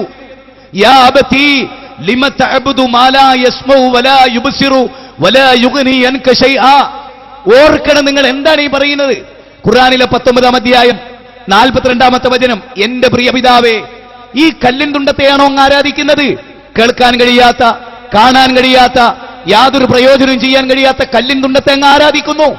നാട്ടുകല്ലിൽ, പാലക്കാട് ജില്ലയിലെ ഹൈവേയിലെ നാട്ടുകല്ലിൽ ഒരു വലിയ കല്ല് നാട്ടിവെച്ച് അതിന്റെ ചുറ്റിലും മാർബിളും ടൈൽസും ഒട്ടിച്ച് ആ കല്ലിൽ ഞങ്ങൾക്ക് ഉപകാരമുണ്ട്, ഉപദ്രവമുണ്ട് എന്ന് വിശ്വസിക്കുന്ന ഒരു സൊസൈറ്റി, ആസറിന്റെ വിശ്വാസം വെച്ച് പുലർത്തുന്നവർ, ആസറിന്റെ വിശ്വാസത്തെ ഖലീലുല്ലാഹി ഇബ്രാഹിം നബി അലൈഹിസ്സലാം അംഗീകരിച്ചില്ല. മഹാദിഹി തമാസീലുല്ലത്തി വഅൻതുല്ലഹാ കിഫൂൻ. സൂറത്ത് അംബിയ 21-ാം അധ്യായം 56 മുതൽ 70 വരെയുള്ള വചനം നിങ്ങൾ പഠിക്കണം, നിങ്ങൾ മനസ്സിലാക്കണം. ആയത്തുകൾ ഉദ്ധരിച്ച്, ചരിത്രങ്ങൾ ഉദ്ധരിച്ച്, പ്രവാചക വചനങ്ങൾ ഉദ്ധരിച്ചാണ് ഞങ്ങൾ പറയുന്നത്. കല്ലിനെ ആരാധിക്കുന്നു. ഞാൻ ഒന്ന് ചോദിച്ചോട്ടെ, നാട്ടുകല്ലിൽ ഈ കല്ലിനെ നാട്ടിവെച്ച് നിങ്ങൾ എന്താണ് ഉദ്ദേശിക്കുന്നത്? ആ കല്ലിൽ കറാമത്തുണ്ട്. ആ കല്ലിൽ അവിടെ പൈസ എറിയുന്നു. അവിടെ ഒരു മനുഷ്യനില്ല പ്രിയപ്പെട്ടവരെ, ഒരു വലിയില്ല, ഒരു ഔലിയല്ല. ഏതോ ഒരു ഔലിയ വന്നിട്ട് അതിന്റെ ഇതിൽ തട്ടിയത് വളർന്നു പോകുമെന്ന് പറഞ്ഞ് അതിനൊരു കഷ്ടം ആർക്കും ഇളക്കാൻ കഴിയില്ല. നാട്ടുകല്ലിൽ ഒരു കഷ്ടം കല്ലിൽ നിന്ന് മുറിഞ്ഞു വീണിട്ടുണ്ട്. ഇത് ആർക്കും ഇളക്കാൻ കഴിയില്ല. എന്നെ ഏൽപ്പിച്ചാൽ മതി. പാറക്കുറി പണിയെടുത്ത ആളാ ഞാൻ എന്നാണല്ലോ നിങ്ങൾ പറയുന്നത്. ഞാൻ ഇളക്കി തരാം. നാളെ പെർമിഷൻ വാങ്ങി തന്നാൽ മതി ഡിപ്പാർട്ട്മെന്റ്. ആ കല്ല് തൂഫാനാക്കി ഒറ്റ അടുക്കി നുറുക്കി തരാം ഞങ്ങള്, എന്തൊരു പ്രയാസമില്ല. അന്ന് ഒരു പച്ച കല്ല് നിങ്ങൾ ആലോചിച്ചു നോക്കണോ? ആ പൂതി മനസ്സിൽ വെച്ചാ മതി. ഇപ്പോ മറ്റേ നാടുകാണി ചാരം പോയി പൊളിച്ചു വെച്ചു. ഉമർ മൗലവി പറഞ്ഞു കൊടുത്തിട്ടുണ്ട്, നിങ്ങൾ പൊളിച്ചോളി, മരക്കുകൾ സഹായിക്കാൻ വരും. പക്ഷെ അവിടെ സഹായിക്കാൻ വന്നത് പോലീസാ. പോലീസ് വന്ന് നോക്കുമ്പോ തൗഹീദ് വിട്ടു. അപ്പൊ ഇങ്ങനെ പൊളിക്കലൊക്കെ അവിടെ നിർത്തിയിട്ട് ഇങ്ങനെ ദ്വാരിക്കുന്നത് പോലെ അഭിനയിക്കാം. ആ പോലീസിന് ഇങ്ങനെ നോക്കുമ്പോ അത് തല പോയ തെങ്കണമാതിരി തലമരൊന്നുമില്ല. അപ്പൊ പോലീസിന് മനസ്സിലായി ഇതെന്തായാലും ദ്വാരക്കാവൂല, കാരണം തല മറിച്ചിട്ടില്ല. പിടിച്ചു അല്ല ഉണ്ടായത്. അതൊക്കെ ഔലിയാക്കളെ കറാമത്താണ്. ഇയാൾ പറഞ്ഞു കേട്ടോ, സുഹൃത്തെ അവിടെ ഒരു ഖബറില്ല, ഒരു ഔലിയ ഇല്ല, ആരുമില്ല. നിങ്ങളൊന്ന് ഇറങ്ങി നോക്കണ്ടേ അവിടെ? അവിടെ മഹാനായ വലിയന്റെ ഖബറുണ്ട്. ആ കല്ലിലൂടെ അവിടുത്തെ കറാമത്ത് വെളിവായി എന്ന് മാത്രം. കല്ലുണ്ടെങ്കിലും ഇല്ലെങ്കിലും ഞങ്ങൾ പോകും. എന്തുകൊണ്ട്? ഞങ്ങളുടെ നേതാവ് സയ്യിദ് അലവിൽ മൻഫുറമി അവിടുന്ന് പോയതാണ്. എന്താ മൗലവി, ഒരു കാര്യം ഇബാദത്താകണമെങ്കിൽ മനസ്സാണ് ലക്ഷ്യം. ഈ ഒരു ചെറിയ വിദ്യ പോലും നിങ്ങൾക്ക് ഇല്ല, പിന്നെ എങ്ങനെ നിങ്ങൾക്ക് അറിവ് സമാധാനം കിട്ടും? മനസ്സാണോ ഇബാദത്തിന്റെ മാനദണ്ഡം? ഒരു കല്ലിനും ഒന്നും കഴിയില്ല, ഒരു മരത്തിനും കഴിയില്ല. അന്നൽ ഖുവ്വത ലില്ലാഹി ജമീഅ, സർവ കഴിവും അല്ലാഹുവിനാണ്. ഇതാണ് ഞങ്ങളുടെ വിശ്വാസം. ഇതിൽ യാതൊരുവിധ അത് ഞാൻ നിങ്ങളെ കൊണ്ട് തന്നെ പറയിപ്പിക്കാൻ പോവാൻ. ഞാനൊരു ചിഹ്നം കാണുമ്പോൾ, ഒരു രൂപം കാണുമ്പോൾ, കൃത്യമായി പറഞ്ഞാൽ ഞാനൊരു മഖബറ കാണുന്നു. ആ മഖബറ കാണുമ്പോൾ എന്റെ ഹൃദയത്തിൽ പ്രത്യേകമായ ഒരു ഭയവികാരം, ഒരു പ്രത്യേകമായ തഖ്വ ഇങ്ങനെ കടന്നു വന്നു എന്ന് കരുതുക. ആ തഖ്വയുടെ പേരിൽ ഒരു ചേഷ്ടയും ഞാൻ നടത്തിയില്ല, തലകുനിച്ചില്ല, മഖബറയിലുള്ള ആളോട് പ്രാർത്ഥിച്ചില്ല. പക്ഷേ അഭൗതികമായ ഒരു വികാരം, ആരാധനാപരമായ ഒരു ഭാവം, പ്രാർത്ഥനാഭാവം എന്റെ മനസ്സിൽ കടന്നു വന്നാൽ അതുമാത്രം മതി ഒരു കാര്യം ഇബാദത്താകാൻ. ഇതില്ലാതെ നമ്മൾ സുജൂദിൽ കിടന്നാലും ആ സുജൂദ് പാപമായേക്കും എന്നല്ലാതെ ശിർക്കാണ് എന്ന് പറയാൻ പറ്റില്ല. ഇതില്ലാതെ നമ്മൾ സുജൂദിൽ കിടന്നാലും ആ സുജൂദ് പാപമായേക്കും എന്നല്ലാതെ ആദ്യ പാപം പറഞ്ഞത് മൊത്തം തെറ്റാണ്. പക്ഷെ പിന്നെ അയാൾ പറയുന്നു, ഈ പേച്ച വിശ്വാസമില്ലാതെ സുജൂദിന്റെ രൂപത്തിൽ കിടന്നാൽ പോലും അത് ശിർക്കാണെന്ന് പറയാൻ പറ്റില്ല. ഇതൊക്കെ ഒന്ന് പഠിച്ചുവാ. ഞങ്ങളിപ്പോ എന്താ ചെയ്യുന്നത്? ഒരു വലിയന്റെ ഖബറിന്റെ സമീപത്ത് ചെല്ലും, അല്ലെങ്കിൽ അള്ളാഹു ഇഷ്ടപ്പെട്ട ഒരാളെ മുന്നിൽ ചെല്ലും. എന്നിട്ട് ഞങ്ങൾ അദ്ദേഹത്തോട്, ആ വലിയനോട് സങ്കടം പറയും. എന്തിനാ? ആ വലിയ അള്ളാഹ് കൊണ്ടാണോ? അല്ല, അള്ളാഹു ഇഷ്ടപ്പെട്ട ആളാണ്. കൊണ്ടുവരും സക്കരിയ സലാഹിയെ, ഞങ്ങൾ പഠിപ്പിച്ചു തരാ നിങ്ങൾക്ക്. നിങ്ങളുടെ 3 ദിവസത്തെ സമ്മേളനം ഞങ്ങൾ ഒരൊറ്റ ക്ലിപ്പ് കൊണ്ട് ബാത്തിലാക്കി തരാ. കൊണ്ടുവാ, സക്കരിയ സലാഹി വരട്ടെ. ചോദ്യം ഉത്തരം. ആദ്യം ചോദ്യം വെക്കും, പിന്നെ നിങ്ങൾ പറഞ്ഞല്ലോ അള്ളാഹു ഏറ്റവും അടിമകളോട് അടുത്തവനാണ്, അള്ളാഹുവിനോട് നേരിട്ട് ചോദിക്കാം. എന്തിന് പിന്നെ യാക്കൂബ് നബിയുടെ മക്കള് പിന്നെ യാക്കൂബ് നബിനെ ഇടയാളനാക്കി എന്നുള്ളതാണ് എനിക്ക് സംശയം. ഉത്തരം കേട്ടു. അള്ളാഹു ഏറ്റവും അടുത്തവനാണ്, അവനോട് തന്നെ നേരിട്ട് ചോദിച്ചുകൂടെ? പിന്നെ എന്തിനാണ് യാക്കൂബ് നബി ഇടയാളനാക്കിയത്? ഒരാൾക്ക് സ്വന്തം പ്രാർത്ഥിക്കുകയും ചെയ്യാം, പ്രാർത്ഥനയ്ക്ക് ഉത്തരം കിട്ടാൻ സാധ്യതയുണ്ട് എന്ന് തോന്നുന്നവരോട് പ്രാർത്ഥിക്കാൻ ആവശ്യപ്പെടുകയും ചെയ്യാം. യാക്കൂബ് നബിന്റെ മക്കള് യാക്കൂബ് നബിയേക്കാൾ താഴ്ന്നവരാണ്. യാക്കൂബ് നബി അള്ളാഹുവിന്റെ പ്രവാചകനും അള്ളാഹുമായി ഏറ്റവും അടുത്തവരുമാണ്. അതുകൊണ്ട് അവർ പ്രാർത്ഥിച്ചാൽ കൂടുതൽ ഉത്തരം കിട്ടാൻ സാധ്യതയുണ്ട്. അതുകൊണ്ട് അവരോട് ആവശ്യപ്പെട്ടു. അതുകൊണ്ട് നമുക്കും അങ്ങനെ ആവശ്യപ്പെടാം. നിക്ക് അതല്ലേ ഞങ്ങൾ ഈ സമുദായത്തോട് പഠിപ്പിച്ചത് ഇത്രയും കാലം. അത് മാത്രമാണ് ഞങ്ങളും പറഞ്ഞത്. അത് നിങ്ങളും സമ്മതിച്ചു. ഇനി പറയാ, എന്റെ തെളിവും കൂടി പറ. വേഗം പറയും, സമയമില്ല. നബി സല്ലല്ലാഹു അലൈഹി വസല്ലമയോട് സഹാബികൾ വന്നിട്ട് മഴയ്ക്ക് വേണ്ടി പ്രാർത്ഥിക്കണമെന്ന് ആവശ്യപ്പെട്ടു. മിമ്പറിൽ വെച്ച് അല്ലാഹുവിന്റെ റസൂൽ മഴയ്ക്ക് വേണ്ടി പ്രാർത്ഥിച്ചു. അങ്ങനെ മഴ പെയ്തു. അടുത്ത ആഴ്ച വന്നിട്ട് വേറൊരാൾ പറഞ്ഞു, മഴ പെയ്തിട്ട് ഞങ്ങളാകെ ബുദ്ധിമുട്ടി, അതുകൊണ്ട് നബിയെ മഴ നിൽക്കാൻ വേണ്ടി അവിടുന്ന് ദുആ ചെയ്യണം. അപ്പൊ നബി ദുആ ചെയ്തു. അപ്പൊ മഴ നിന്നു. ഇതിൽ നിന്ന് നമുക്ക് എന്ത് മനസ്സിലാക്കാം? അത് പറ. മറ്റൊരാളോട് നമുക്ക് ദുആ ചെയ്യാൻ ആവശ്യപ്പെടാം. പ്രാർത്ഥനയ്ക്ക് ഉത്തരം കിട്ടുമ്പോൾ നമ്മൾ വിചാരിക്കുന്ന സ്വാലിഹീങ്ങളോട്, അല്ലെങ്കിൽ തഖ്വയുള്ള ആളുകളോട് നമുക്ക് ദുആ ചെയ്യാൻ ആവശ്യപ്പെടാം. അതാണ് ഈ സംഭവത്തിൽ നിന്നും നമുക്ക് പഠിക്കാനുള്ളത്. തൊട്ടിട്ടൊരു മുതലായി പോനെ. അത് ഞങ്ങളുടെ വാഴും പ്രസംഗമൊക്കെ കേൾക്കുമ്പോ നിങ്ങൾക്കും തിരിയുന്നുണ്ട്. ഇനി പിരിച്ചുവിടൂ. നിങ്ങളുടെ പ്രസ്ഥാനം നിലനിൽപ്പില്ല. ഇതിന് 3 ദിവസം മൊത്തം വെള്ളത്തിലായി. ഇനി ഒരൊറ്റ മൗലവിനെ കൂടി കൊണ്ടുവരാം. ഒരു അനസ് മൗലവിനെ നിങ്ങൾക്ക് ഇപ്പത്തി ജീവിച്ചിരിക്കുന്ന ആളാട്ടോ ഇപ്പൊ ചോദിച്ച് യാക്കൂബ് നബിയോട് ജീവിതകാലത്ത് ചോദിച്ചതാ. അതേ വഫാത്തിന് ശേഷവും നബിമാരുടെയും ഔലിയാക്കളുടെയും ഖബറിന്റെ സമീപത്ത് ചെന്നിട്ടും അല്ലാതെയും അവരെ വിളിക്കുന്നത് അത് അമ്പിയാക്കളുടെ പാതയാണ്, ഔലിയാക്കളുടെ പാതയാണെന്ന് ഈ ജനങ്ങളെ സാക്ഷി നിർത്തിയിട്ടിതാ അനസ് മൗലവിയെ കൊണ്ട് ഞങ്ങൾ പറയിപ്പിക്കാൻ പോവുകയാണ്. ശരിക്കും ശ്രദ്ധിച്ചോ, നിങ്ങൾ കാര്യമായി നിങ്ങളെ വാഴിൽ പറഞ്ഞത്, നിങ്ങളെ സമ്മേളനത്തിൽ ഇവിടെ പ്രസംഗിച്ചത്, മരണപ്പെട്ടവരോട് സഹായം തേടുന്നതും മരണപ്പെട്ടവരെ വിളിക്കുന്നതും അത് ശിർക്കാണെന്നാണല്ലോ. ഓ സലഫി, ഓ ബാലുശ്ശേരിക്കാരാ, സമ്മേളനം സംഘടിപ്പിച്ച രണ്ടത്താണിയിലെ സംഘാടകരെ, നിങ്ങളോട് മുഴുവനും ഞങ്ങൾ പറയുന്നു, അമ്പിയാക്കളുടെ പാതയേതാണ്, ഔലിയാക്കളുടെ പാതയേതാണ്. നിങ്ങളെ അനസ് മൗലവിയെ കൊണ്ട് ഞങ്ങൾ പറയിപ്പിക്കുന്നു. അതേ, ഇനി ഖിയാമത്ത് നാളിൽ ഒരു നേതാവ് ഇവിടെ വരാനുണ്ട്, ഒരു നബി ഇവിടെ വരാനുണ്ട്. ഇമാമായി വരുന്ന നബിയാണത്. ആരാ? ബഹുമാനപ്പെട്ട റൂഹുല്ലാഹി ഈസാ. ഈസാ നബി അലൈഹിസ്സലാം വരും. അന്ന് സുന്നത്ത് ജമാഅത്തിന്റെ വിജയമായിരിക്കും ഇൻഷാ അല്ലാഹ്. ഈസാ നബി വരുന്ന അന്ന് വലിയ ദജ്ജാലിനെ അന്ന് തന്നെ കൊല്ലും കേട്ടോ. പിന്നെയും ചെറിയ ദജ്ജാലികൾ ഇവിടെ ബാക്കിയുണ്ടാകും. ആ ചെറിയ ദജ്ജാലികളാരാ? സയകൂനു ഫീ ആഖിരി സമാനി ദജ്ജാലൂൻ മുഹമ്മദുർ റസൂലുള്ളാഹി സല്ലല്ലാഹു അലൈഹി വസല്ലം. ആ ചെറിയ ദജ്ജാലികളാകുന്ന സർവ്വ വഹാബികളുടെയും സർവ്വ ജമാഅത്തെ ഇസ്ലാമിക്കാരുടെയും വാദം തകർക്കുന്നു ഞങ്ങളെ നേതാവായ റൂഹുല്ലാഹി ഈസാ. ഈസാ നബി വരുന്നു, ദജ്ജാലിനെ കൊല്ലുന്നു. തന്റെ ദൗത്യ നിർവഹണത്തിന്റെ ഇടയിലതാ നേരെ പോകുന്നു റസൂലുള്ളാന്റെ റൗദയിലേക്ക് തന്നെ. നബി സല്ലല്ലാഹു അലൈഹി വസല്ലമ തങ്ങളുടെ റൗദയുടെ സമീപത്ത് ചെല്ലുന്നു.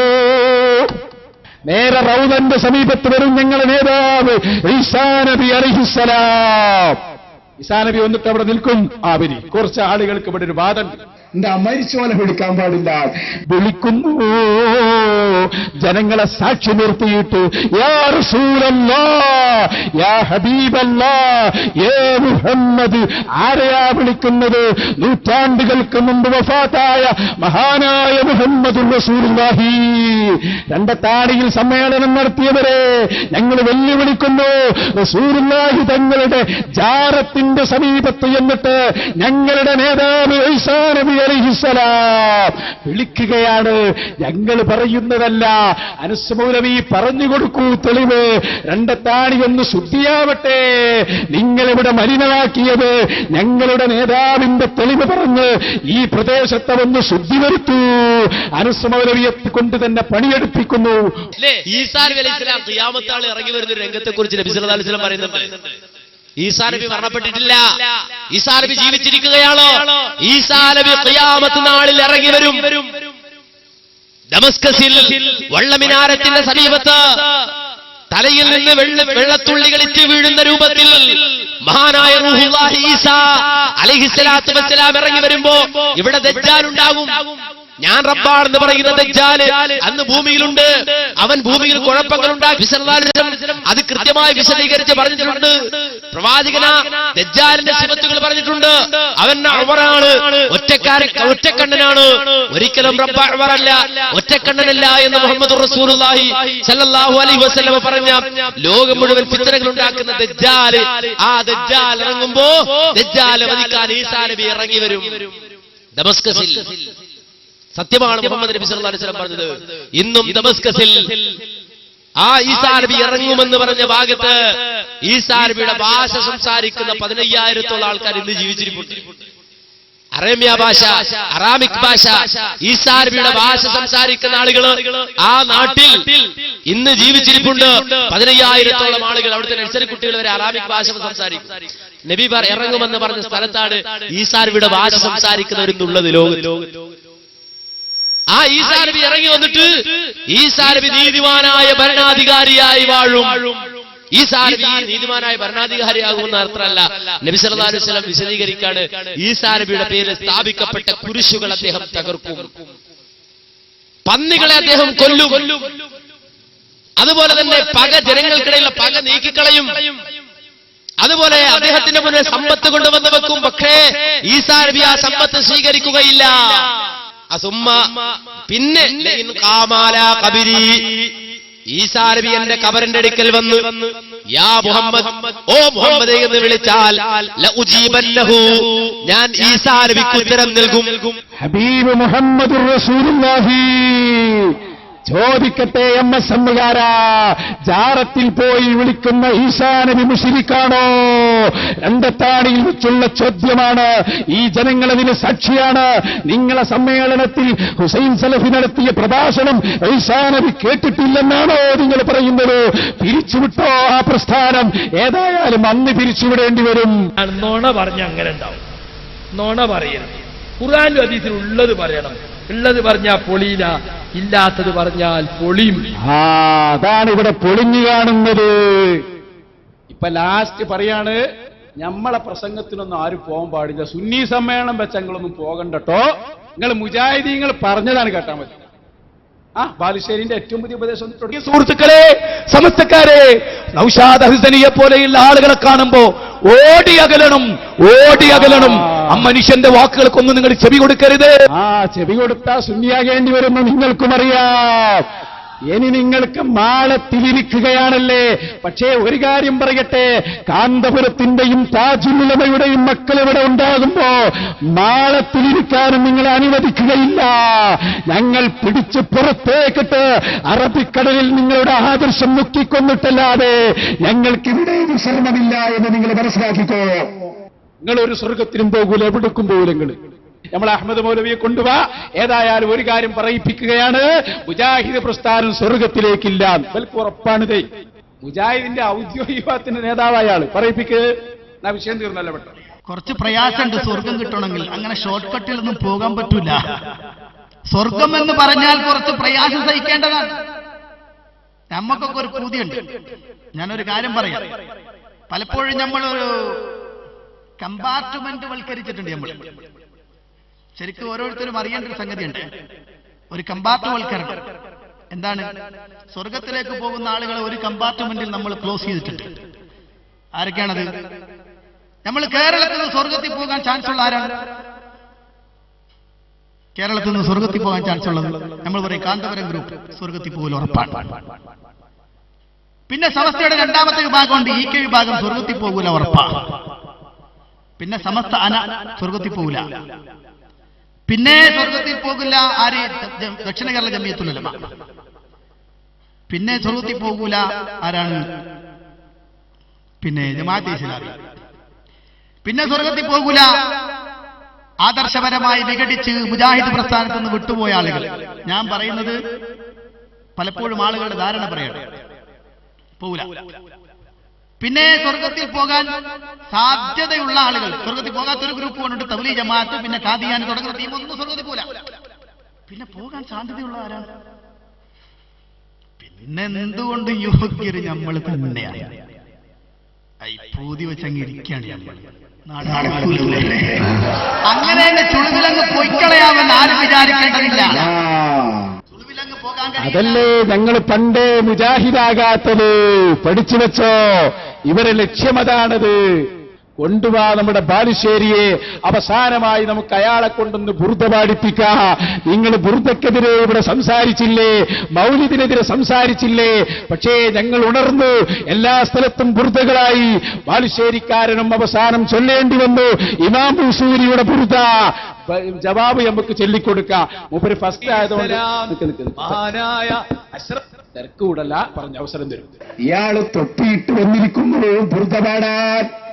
ഇമാം ബൂസൂരിയുടെ ബുർദ പാടിയവൻ മുശ്രിക്കാണെന്ന് എഴുതി വെച്ചവർ, ഇമാം ബൂസൂരിയുടെ ബുർദ ശിർക്കിന്റെ പദ്യമാണെന്ന് എഴുതി വെച്ചവർ. പക്ഷേ ഞങ്ങൾ നിങ്ങളെ കൊണ്ടും ചൊല്ലിപ്പിച്ചു ബുർദ. ഒരു വാക്കുകൂടി ഞങ്ങൾക്ക് പറയാനുണ്ട്, ചൊല്ലിക്കഴിഞ്ഞിട്ട് ഞാൻ പറയിപ്പിക്കാ. നിങ്ങളുടെ എട്ടുകാലി വലയാകുന്ന പ്രസ്ഥാനമില്ലേ, ഞങ്ങളൊന്ന് ഊതിയാൽ അത് പാറിപ്പോകാൻ മാത്രമേ നിങ്ങളുള്ളൂ എന്ന് ഈ സമ്മേളനത്തിൽ വെച്ച് ഞങ്ങൾ ഒന്നുകൂടി പറയുന്നു. ഞങ്ങളെ ഇമാം ബൂസൂരിയുടെ ബുർദ ചൊല്ലൂ. വരി രീതി ശരിയാവണുള്ളൂ കേട്ടോ, ഫസ്റ്റാണ്. മാപ്പ് ചെയ്ത് കൊടുക്കുക. മഹാനായ അഷ്റഫുൽ ഖൽഖായ മുഹമ്മദ് മുസ്തഫ സല്ലല്ലാഹു അലൈഹി വസല്ലം. ആ നബിയുടെ പ്രത്യേകത എന്താ? അമ്പിയാക്കളുടെ നേതാവാണ് അദ്ദേഹം. ലോക മുസ്ലിമീങ്ങളുടെ നേതാവാണ്. ബൂസീരിയുടെ 2 വരി കവിതകൾ അദ്ദേഹം അവസാനിപ്പിക്കും പറയുന്ന 2 വരി കവിതകളുണ്ടല്ലോ, അത് നമുക്ക് സ്വീകാര്യമാണ്. ഇമാം ബൂസീരി പറയുകയാണ്, ഫമബ്ലഉൽ ഇൽമി ഫീഹി അന്നഹു ബശറുൻ വഅന്നഹു ഖൈറു ഖൽഖില്ലാഹി കുല്ലിഹിം. ഫമബ്ലഉൽ ഇൽമി ഫീഹി അന്നഹു ബശറുൻ വഅന്നഹു ഖൈറു ഖൽഖില്ലാഹി കുല്ലിഹിം.